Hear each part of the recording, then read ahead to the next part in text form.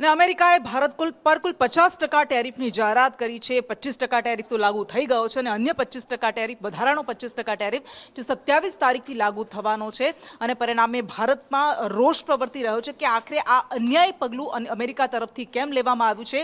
અમરેલીના લીલિયામાં એક કાર્યક્રમમાં ઇફકોના ચેરમેન દિલીપ સંઘાણી તરફથી કહેવામાં આવ્યું છે કે આવતીકાલે એક કાર્યક્રમ આયોજિત કરવામાં આવ્યો છે જેમાં અમેરિકન પ્રોડક્ટ્સનો બહિષ્કાર કરવાની પ્રતિજ્ઞા લેવામાં આવશે। सर्वांगीण प्रगति ये रीते થઈ રહી છે માત્ર ભારત જ નહીં દુનિયાના અન્ય દેશો પણ પોતાની રીતે આગળ વધતા હોય ત્યારે અમેરિકા ચંચુપાત કરીને એ દેશોને દબાવવાના પ્રયાસ કરે છે।